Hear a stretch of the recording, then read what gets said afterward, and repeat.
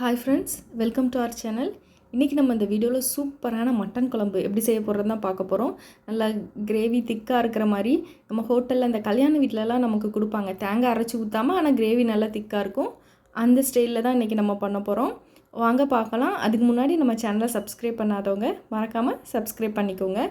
நான் இன்றைக்கி 1/2 kilo mutton எடுத்துருக்கிறேன். குக்கரில் தான் செய்ய போகிறேன். நல்லா க்ளீன் பண்ணி எடுத்து வச்சுருக்கிறேன்.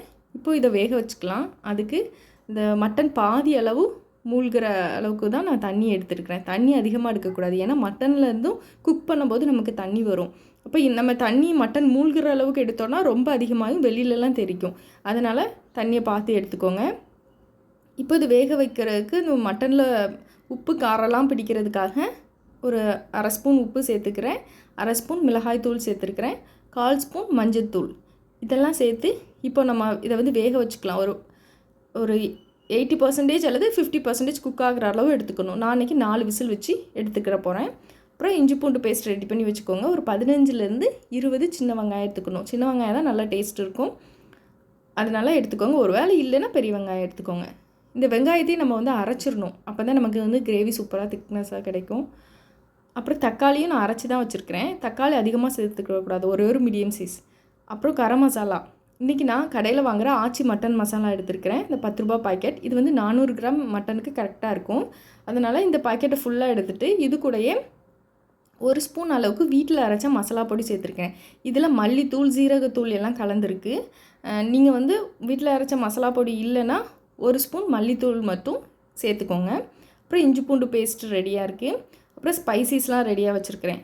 சோம்பு, பட்டை, கிராம்பு, ஏலக்காய், அன்னாச்சிப்பூ, பிரியாணி இலை எல்லாம் எடுத்து வச்சுருக்கிறேன். இப்போ நம்ம கிரேவி செய்கிறதுக்கு ஸ்டார்ட் பண்ணலாம். அது வரைக்கும் குக்கரில் அது வெந்துக்கிட்டு இருக்கட்டும். இப்போ பாத்திரம் ஹீட் ஆனதும் ஆயில் ஊற்றிக்கணும். நம்ம நார்மலாக குழம்புக்கு நம்ம யூஸ் பண்ணுற ஆயிலோட இந்த நான்வெஜ் சமைக்கும்போது கொஞ்சம் அதிகமாக நம்ம ஆயில் சேர்த்துக்கிட்டோம்னா டேஸ்ட்டு சூப்பராக இருக்கும். இப்போ கடுகு சேர்த்துருக்கேன். கடுகு பொரிஞ்சதும் இந்த ஸ்பைசஸ்லாம் நம்ம ஆட் பண்ணிக்கலாம். இது கூடயே நம்ம கருவேப்பிலையும் சேர்த்துக்கலாம். அந்த கருவேப்பிலை இந்த ஆயிலில் நல்ல ஒரு வாசனையை நமக்கு கொடுக்கும். அப்புறம் ரொம்ப இம்பார்ட்டன்ட், இந்த ஆயிலே நம்ம இஞ்சி பூண்டு பேஸ்ட்டு சேர்த்து நம்ம குக் பண்ணும்போது வாசனை சூப்பராக இருக்கும். அதனுடைய பச்சை ஸ்மெல் போகிற அளவுக்கு நம்ம வதக்கிக்கலாம். இப்படி நீங்கள் ட்ரை பண்ணி பாருங்கள். ஃபஸ்ட்டு நம்ம இதை சேர்த்துட்டு அதுக்கப்புறம் நம்ம ஆனியன் அரைச்சி வச்சுருக்கோம்ல அதை நம்ம சேர்த்துக்கலாம். அப்போ தான் சூப்பராக ஃப்ளேவர் வரும். இப்போ நான் இந்த வெங்காயம் அரைச்சி வச்சுருக்கதை சேர்த்துருக்கிறேன். இதனுடைய பச்சை வாசம் போகிற அளவுக்கு நம்ம குக் பண்ணிக்கிடணும். இப்போ நம்ம ஃபஸ்ட்டே ஆயிலில் வெங்காயம் சேர்த்து அதுக்கப்புறம் இஞ்சி பூண்டு பேஸ்ட்டு சேர்த்தோன்னா அந்தளவுக்கு இஞ்சி பூண்டு பேஸ்ட்டோட ஃப்ளேவர் நமக்கு கிடைக்காது. இப்போ நம்ம அந்த மசாலா பொடியை ஆட் பண்ணிடலாம். அந்த மசாலா பொடி நல்லா ஆயிலே நல்லா குக் ஆகணும். அதில் தான் நல்ல ஆயிலில் நம்ம வதக்கும் போது தான் நமக்கு டேஸ்ட்டு சூப்பராக கிடைக்கும். இது கூட நான் 1/2 ஸ்பூன் மிளகாய் தூள் சேர்த்துருக்கேன். உங்கள் காரத்துக்கு ஏற்ப தான். ஆல்ரெடி நம்ம மட்டன் வேக வைக்கும் போதும் கொஞ்சம் சேர்த்துருக்குறோம். அதனால் அதை பார்த்துட்டு அதுக்கு தகுந்த மாதிரி நீங்கள் சேர்த்துக்கோங்க. மசாலா அடிப்பிடிக்காமலும் இருக்கணும், அதையும் நீங்கள் பார்த்துக்கோங்க. இப்போ நம்ம அரைச்சி வச்சுருக்க தக்காளி சேர்த்துக்கிடலாம். இப்போ தக்காளி இந்த மசாலா எல்லாம் நல்லா குக்காகி எண்ணெய் பிரிஞ்சு வரணும். அந்த அளவுக்கு நம்ம வதக்கிக்கிடணும். அப்போ தான் நமக்கு சூப்பரான டேஸ்ட்டில் நமக்கு கிடைக்கும். நமக்கு இப்போது குக்கரில் வச்சுருந்தாலும் ரெடியாக இருக்கும். நான் 4 விசில் வச்சு எடுத்துருக்கிறேன். நம்ம ஓப்பன் பண்ணிவிட்டு இப்போ பாருங்கள் தண்ணி எவ்வளோ அதிகமாக இருக்குது. நான் கம்மியாக தான் தண்ணி ஊற்றினேன், தண்ணி அதிகமாகிட்டு. நம்ம ஃபஸ்ட்டே தண்ணி அதிகமாக வச்சுருந்தோன்னா இன்னும் அதிகமாக வெளியிலலாம் தெரிக்கும் விசில் வரும்போது. இப்போது எவ்வளோ தூரம் வெந்திருக்கு மட்டன். இப்போ மட்டன் சில மட்டன் சீக்கிரம் வந்துடும், சில இது லேட் ஆகும். அதனால் எவ்வளோ வெந்திருக்கு அப்படிங்கிறத பார்த்துட்டு திருப்பி நம்ம மசாலாலாம் சேர்த்து திருப்பி நம்ம குக் பண்ணும்போது நம்ம எத்தனை விசில் வைக்கலாம் அப்படிங்கிறத நம்ம டிசைட் பண்ணிக்கலாம். நான் ஃபஸ்ட்டு 4 விசில் வச்சுருக்கிறேன்.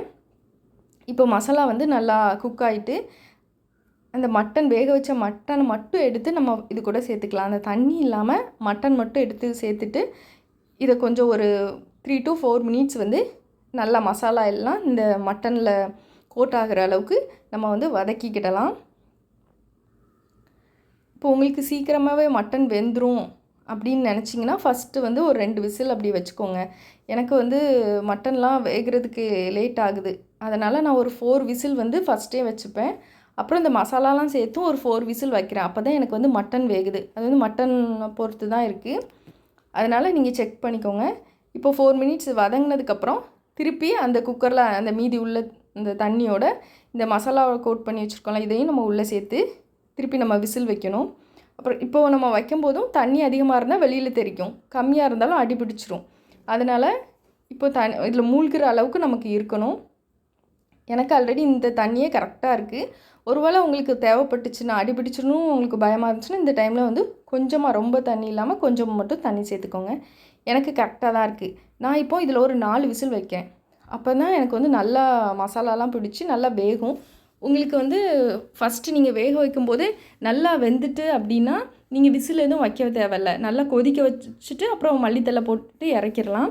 இல்லை ஒரு 80% குக் ஆகிட்டுனா ஒரு 2 விசில் கூட வச்சுக்கிடலாம். 2 விசில் வச்சுட்டு பார்த்துட்டு இன்னும் வேகலைன்னா திருப்பி கூட வச்சுக்கலாம். இதில் எனக்கு இப்போ உப்பு காரம் எல்லாம் கரெக்டாக இருக்குது. இப்போ குக்கரை க்ளோஸ் பண்ணி 4 விசில் வச்சு நம்ம எடுத்துக்கிடலாம். சூப்பராக நல்ல வாசனையோட மட்டன் நல்லாவே வந்து சூப்பராக ரெடி ஆகிட்டு நல்லா திக்காக இருக்கும்.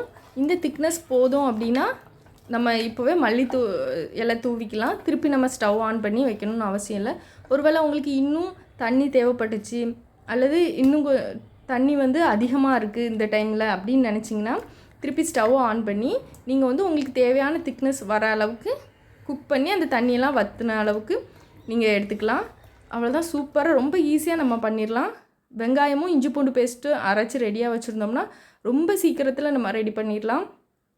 டேஸ்ட்டு சூப்பராக இருக்கும். நம்ம மசாலாலாம் சேர்த்து திருப்பி நம்ம குக்கரில் விசில் வைக்கும்போது அந்த மட்டன்லலாம் நல்லா மசாலா பிடிச்சி ரொம்ப சூப்பரான ஒரு டேஸ்ட்டில் இருக்கும். நீங்களும் உங்கள் வீட்டில் ட்ரை பண்ணி பாருங்கள். தேங்க்ஸ் ஃபார் வாட்சிங். லைக் பண்ணுங்கள், ஷேர் பண்ணுங்கள், மறக்காமல் சப்ஸ்கிரைப் பண்ணிடுங்க.